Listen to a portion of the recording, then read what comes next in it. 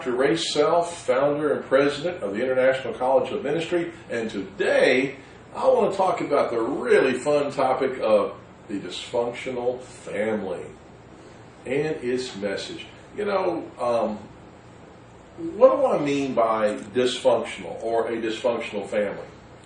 Dysfunction means something is not functioning properly. So today I want to talk about, in this clip, the dysfunctional family and its effects on us as adults. I know that if you're watching this video, chances are you came out of a dysfunctional family. Statistics say the majority of families are dysfunctional at one level or another. Now, please don't take this critically, okay? When I label a family or a family system dysfunctional, but just understand that it is very common. As a matter of fact, if you look in Scripture, try to find a normal family in Scripture. You know, Joseph and Mary, that was very normal. Mary's pregnant, but nobody was with her. How about David and his marriage difficulties? And Bathsheba, let's see, I'll kill her husband so I can be with her. That's a very normal family. How about Abraham and Sarah? Yeah, they were normal. Let's see. And how old? Do you want me to have a baby at this age? Are you kidding me? I tell you what, I'm tired of waiting. Why don't you just go and get with Hagar, my handmaiden, and let's do it that way. Well, that's a real normal family. So the point is, scripturally, if you came out of a dysfunctional family, know that they were all over Scripture. Okay? If you maybe your family was scriptural, so to speak. What makes a dysfunctional family? It means that it's not functioning normally. Now, as a child, there are three things that children need. There's three areas of need for every child. Area number one is every child, every baby, every child needs to be nurtured. That means cuddled, loved, held, affirmed, just nurtured, okay? Made to feel secure, hugs, touch, loving words, kindness, nurturing. Second area of need that all children have to have is guidance. Guidance. What is right? What is wrong? What is good? What is bad? What should you do? What should you not do? Children need to be trained in right from wrong. Okay? All right? So that is your two main areas. You know, you need nurturing, you need guidance, but also you need just practical needs. The practical stuff. Food, clothing, shelter. Okay? That's just the practical things. Okay? You need a roof over your house, a place to sleep. You need food to eat. You need clothes on your body. Now, most families work in all three areas, but they work in some areas a lot stronger than others.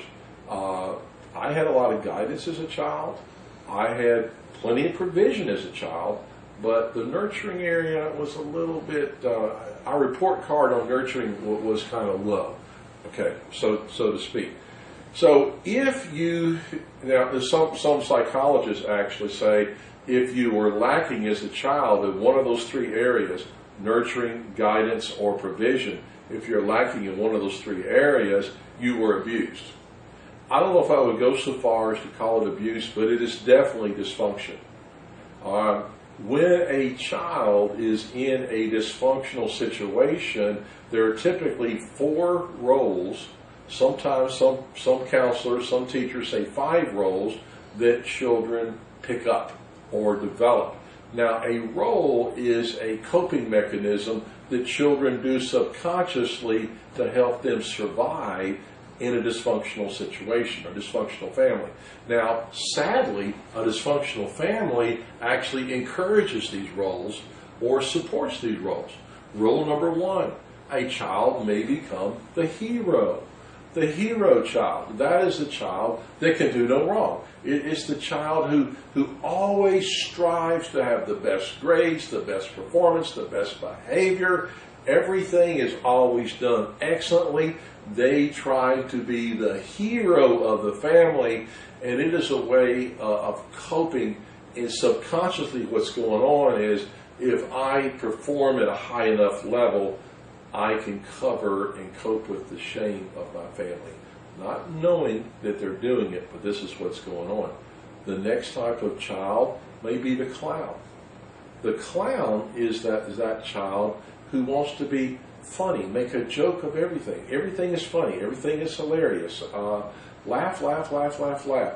Cut up. You remember in class, remember back in elementary school, you remember those kids that were always the class clown? As a matter of fact, I believe today many comedians that we see, in Hollywood, stand-up comedians, television, many comedians, I believe, played this role as a child, as a clown, in order to cope with the problems of a dysfunctional family. Another role is that children play is the role of the scapegoat. Now, the scapegoat is that child who takes the blame for everything. It seems like they're always in trouble. They're always getting a spanking. They're always being sent to timeout. If something goes wrong, everybody just assumes it's their fault. And so their thinking kind of is, I will cover the problems of my family I'll just take the blame for it. If I just take the blame for everything, I can cover and cope with the shame of my family. You'll see these kids again. Go back to your school days. Do you remember those guys and girls in class? Those guys that were just constantly in trouble. Every time you turn around, they're in the principal's office. It was almost if something went wrong, you just knew it was them. I can think back even today and remember the clowns and the scapegoats I grew up with. What we didn't know at that time was that these are destructive, unhealthy roles that children assume in dysfunctional families. The last role, and it's a role that I played, it's a very painful role, but it's not noticed so much because it's the role called the lost child. Now, the lost child is the child that tries to disappear. They're in a dysfunctional situation, and the way they cope with this is by being invisible. In other words, they kind of try to melt into the scenery. The lost child wants to be seen and not heard. They just don't want to matter.